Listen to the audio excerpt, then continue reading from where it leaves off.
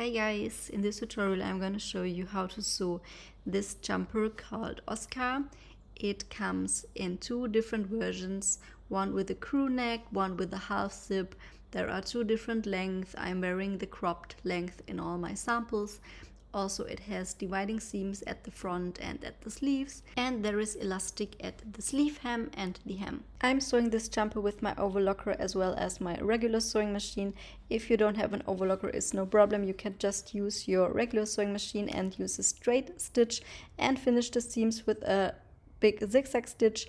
I always recommend to make a test seam to see if it becomes wavy, and if it does, then just pick a small zigzag stitch instead. I'd say this jumper is doable for advanced beginners, while the crew neck version is a bit easier to make.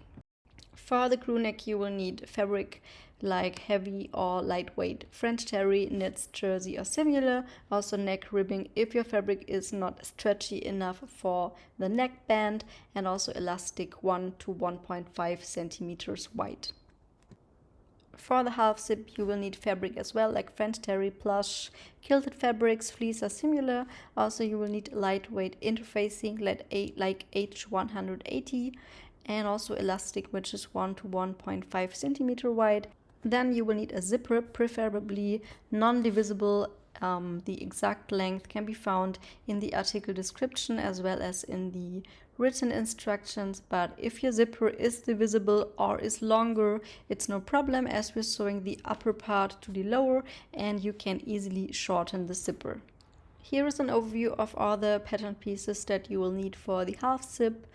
The seam allowance is already included throughout the entire pattern. It's 1 centimeter and 2.5 centimeters at the sleeve hem and the hem. And here is an overview of all the pieces that you will need for the crew neck. The difference is in the upper front piece, which is being cut on the fold for the crew neck, so you will get one piece, and for the half zip it's being cut mirrored, so you will get two pieces. This is the upper front piece. I want to explain it. It's 2 in 1.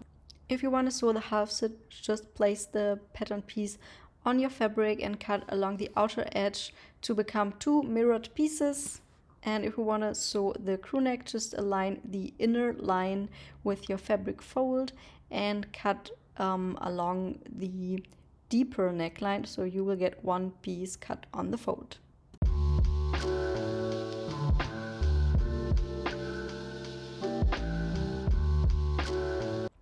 Then transfer all the markings to the fabric with a little notch or with tailor's chalk, and mark the center of all pieces that are being cut on the fold for the crew neck. This is the upper front piece at the top and bottom, the back piece, the neck band, and the center front piece.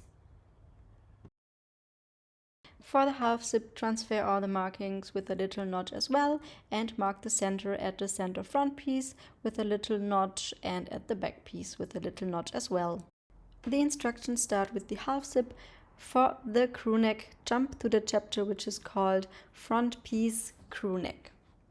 First I'm going to fuse interfacing to both color pieces, to the back facing and to both front facing pieces. I will place them on the interfacing with the sticky side of the interfacing laying together with the wrong side of my fabric. Then I will cut it out roughly. Then I will place parchment paper onto my ironing board. Then place the interfacing to it and add another layer of parchment paper to it to protect the iron, and then I will just press it with a lot of heat and steam.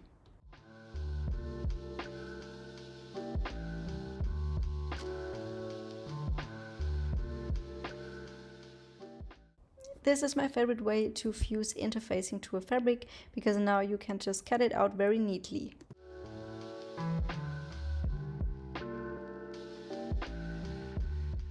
Next we're going to prepare collar and facing, therefore grab both collar pieces and place them with right sides together and pin them together along the upper edge. Now place back facing to both front facing pieces with right sides together and pin them together along the shoulders.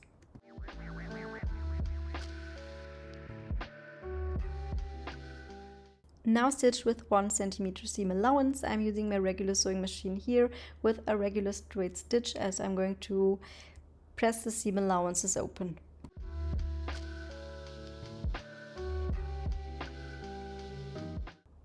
Now this is the color and this is the facing, and as I mentioned before, I'm going to press the seam allowances open. I'm going to do that from the right fabric side to avoid the interfacing sticking to my iron.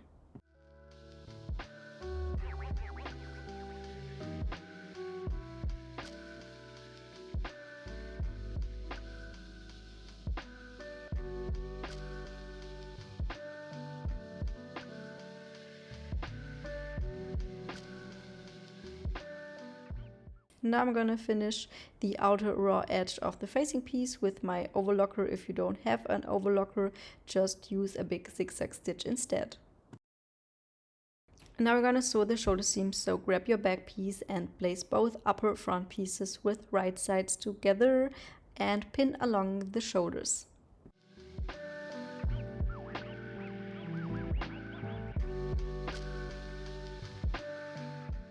Now stitch across the shoulders. I'm using my serger. If you don't have one, just use your regular sewing machine and finish the raw edges with a big zigzag stitch.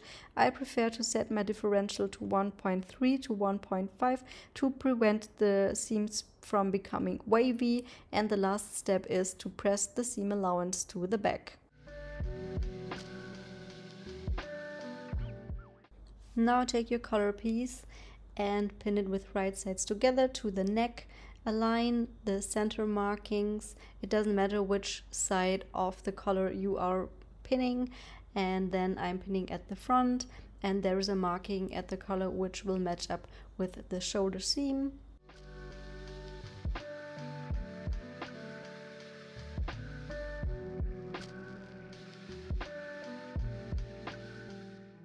The collar should overlap a bit at the front, as you can see here, as we are sewing with 1 centimeter seam allowance.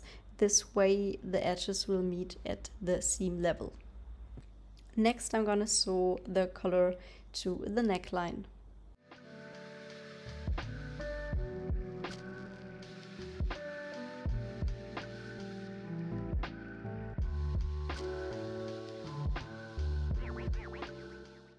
Now I will take the facing and pin it to the other free side of the collar with right sides together. Match up the center here as well. The collar will protrude a little bit, and the marking at the collar will meet the shoulder seams.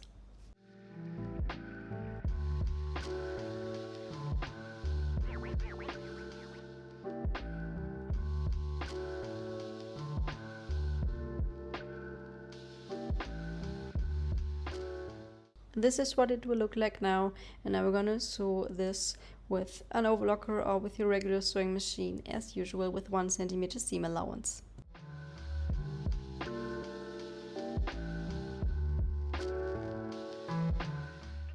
Now it will look like this, a little bit weird, and I will now press the seams nice and flat. I always recommend to do so to get a nice and neat garment. Next I'm going to take the zipper and pin it with the right side to the right side of my front bodice. If it has the perfect length, it will align with the lower edge, so you can sew with a 1 centimeter seam allowance right below this little stopper here. But my zipper is too long, so I will just match up the marking. There is one marking which will align with the teeth right here, and the excess part will be just folded away like this.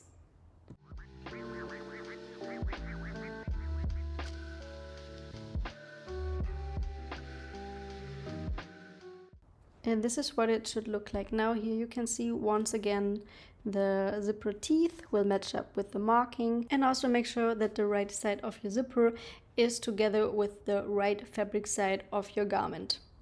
Now I'm sewing using my zipper foot.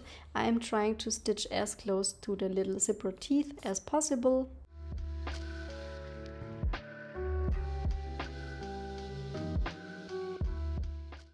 This is what it will look like now. And now I'm gonna fold the facing down so that the zipper is sandwiched between the facing and the front piece. You will find that the seams are matching up and the lower edges of the facing and the upper front piece are aligning, and I am pinning my pins vertically.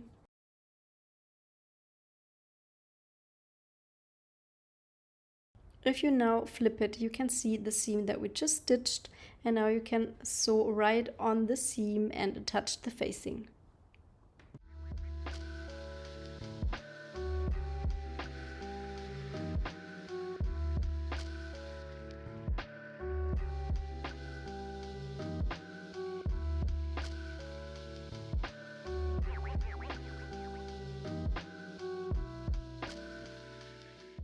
This is what it will look like now, and I will now trim the upper corner, and then I will fold it right side out and shape the collar nicely.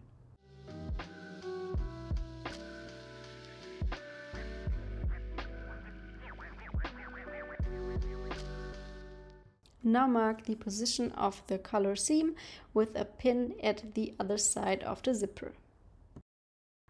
Now we're going to repeat all these steps with the opposite side. So grab the zipper and pin it with right sides together to the front edge. Here match up the collar seam with your pin, and also at this side the zipper teeth will end right at the marking. You can open the zipper if it makes it easier for you, and also fold the excess fabric at the top just away.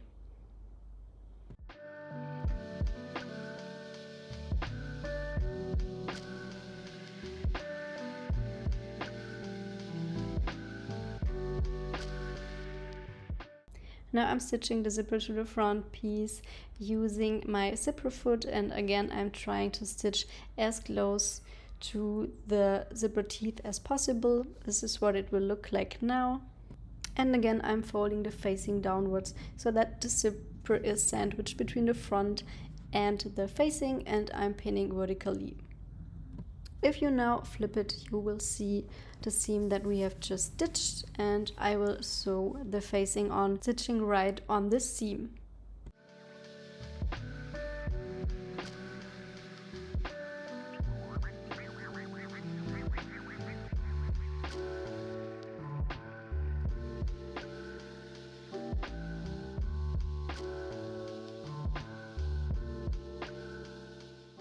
And now again trim off the upper corner, turn the collar right side out and shape the corner nicely.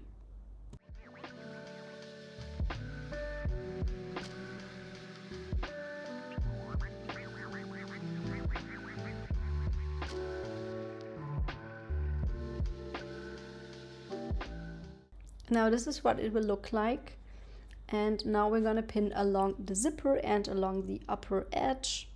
Along the upper edge, I always like to roll the fabric between my fingers so that the seam comes up, and then you can just pin it in place nicely.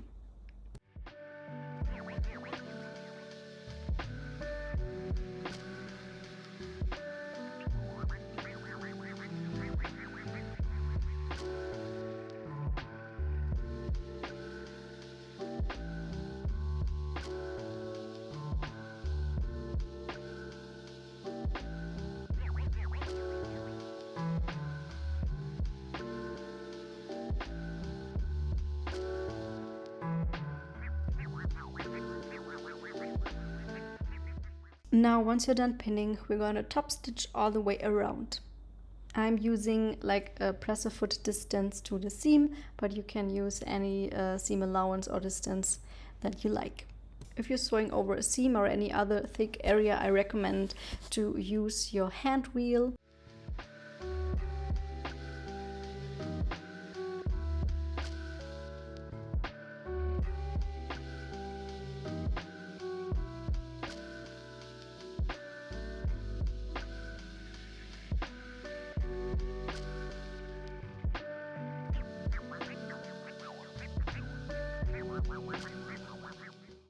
Next, I'm gonna secure the facing at the shoulder seam. I always do this in the end, but it fits into this chapter. So first I'm gonna pin along the shoulders, and I'm pinning the facing to the pullover, and I'm making sure that it lays flush and nice on the inside.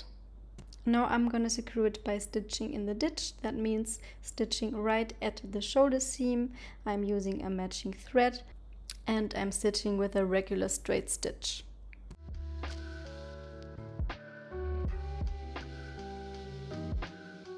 And that's the final seam. Next we're gonna complete the front piece, therefore grab the center front piece and pin it with right sides together to the upper front piece. The center marking of the center front piece will match up with the center of the zipper. If your zipper has the perfect length, it won't be visible anymore now because you will sew with 1 cm seam allowance right below the little stopper thing. Also make sure that you are pinning the facing to. Now we're gonna sew with 1 cm seam allowance. I'm using my serger. You can use a regular sewing machine too. If your zipper is too long, as in my case, and you're sewing with an overlocker, you have to stop and continue before and after the zipper. Here will be a little gap that we're gonna close with a regular sewing machine. If you're sewing with a regular sewing machine, you can of course ditch this step and just sew over the zipper. This is what it looks like in my case now, and now I'm gonna close the gap with my regular sewing machine. If you're sewing over the zip, make sure to use your hand wheel in order not to break your needle. And now with an old scissor, just cut off the excess zipper.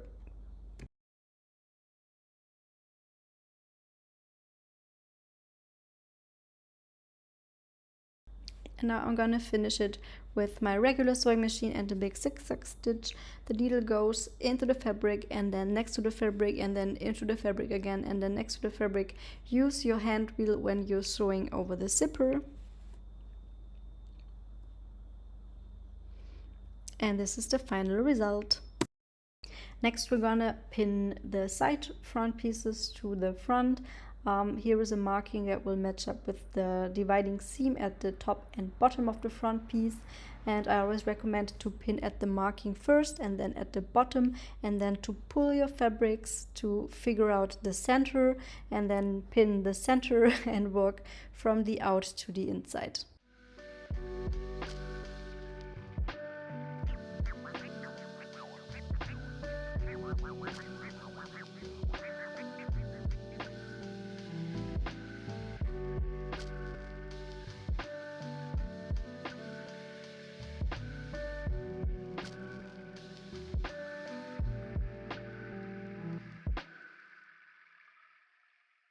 Now I'm gonna stitch with 1 cm seam allowance using my overlocker. As always, you can use your regular sewing machine instead and finish the raw edges.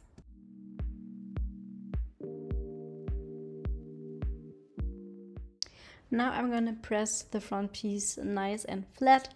I'm gonna press the upper seam downwards and the side seams to the outside. And now the instructions of the crew neck jumper start, and if you want to continue with the half zip, just go to the chapter sleeves. For the round neck sweater, grab your upper and center front piece and place them with right sides together, match up the center, pin at the outside, and then distribute the fabric in between.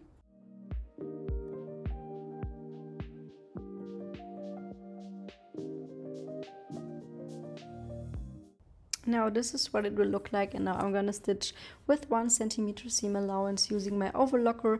I've set my differential to 1.5, but I always recommend to make a testing seam. If you don't have an overlocker, just use your regular sewing machine with a straight stitch and finish the seam with a big zigzag stitch. Next we're gonna pin the side front pieces to the front. Here is a marking that will match up with the dividing seam at the top and bottom of the front piece, and I always recommend to pin at the marking first and then at the bottom, and then to pull your fabrics to figure out the center and then pin the center and work from the out to the inside.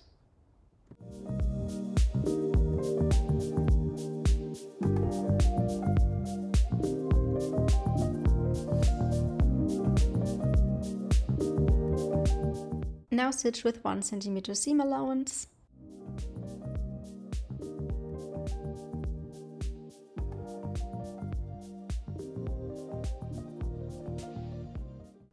Now we're going to press to make the front piece look nice and neat.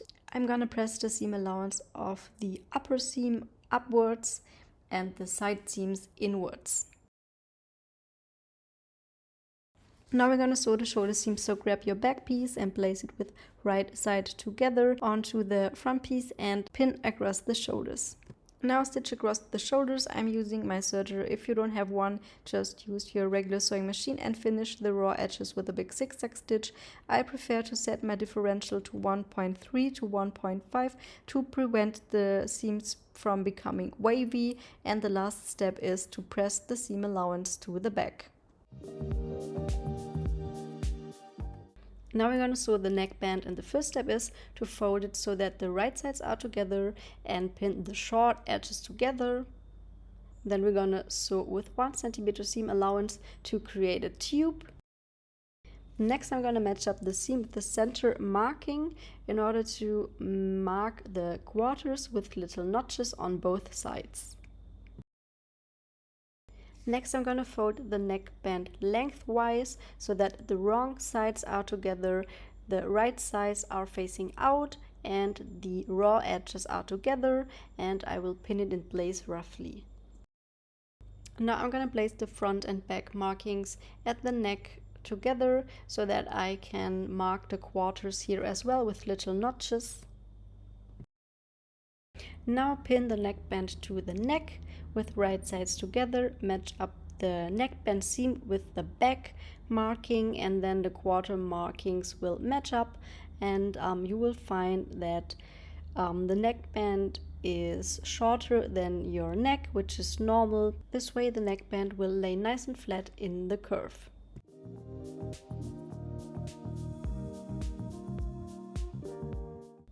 Now stitch with 1 cm seam allowance. Pull and stretch your neckband to fit the size of your neck as you go.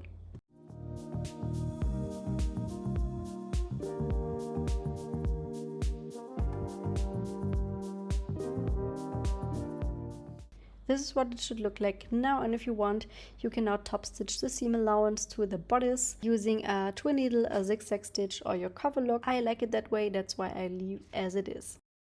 From this chapter on, the steps for the half zip and the round neck are identical. We're now gonna sew the sleeves. Take the upper and lower sleeve piece and pin with right sides together. There are 2 markings that should match up. Now sew both sleeves with 1 cm seam allowance together. This is what it should look like, and the last step is to press the seam allowance upwards. Now we're gonna sew the sleeves in. First open the pullover up flat so that the right fabric side is facing up. Then pin your sleeve to the armhole with right sides together. There is a marking at the top of the sleeve which will match up with the shoulder seam, and then there is another marking at the sleeve which will match up with the front dividing seam. Pin both sleeves in place and then stitch with 1 cm seam allowance.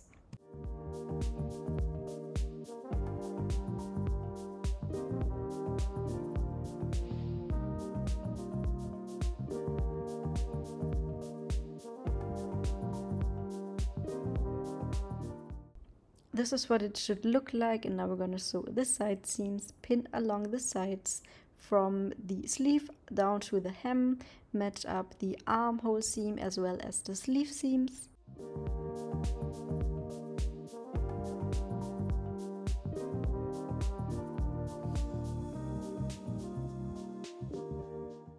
Now sew the sides together, starting from the sleeve and going down to the hem in one go.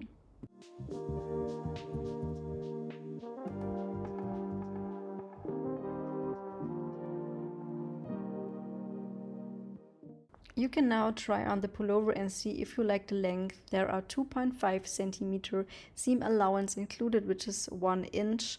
If you don't like the length, you can now shorten it and then finish the raw edge at the bottom and at the sleeves. I'm using my serger, but you can also use a big zigzag stitch.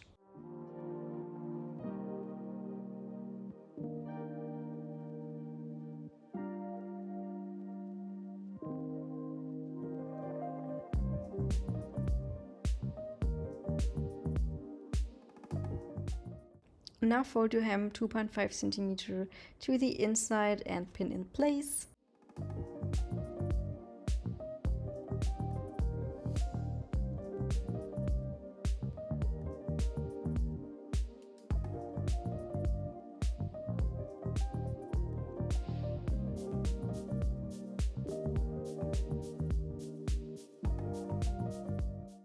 Fold the sleeve edges 2.5 centimeters to the inside as well and pin in place.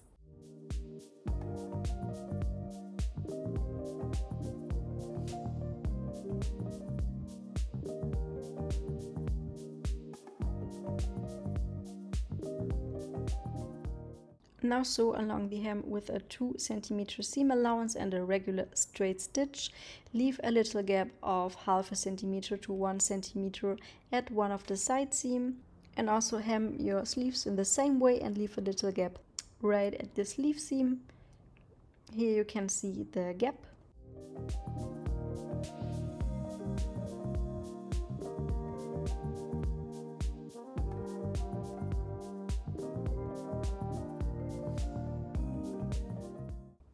Now we're going to insert elastic through the gap into the hem using a safety pin. You can either cut a long elastic piece and adjust it, or you can check the length of the elastic given in the written instructions under materials.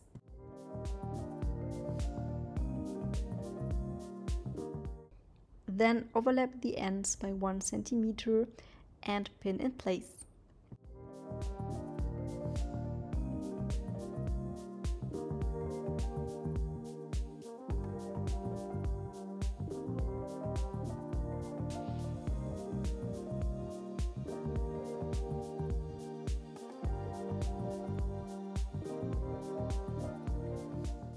Then I will do the same exact steps at the sleeve hems with a shorter elastic. Length suggestion for the elastic can be found in the written instructions again under materials.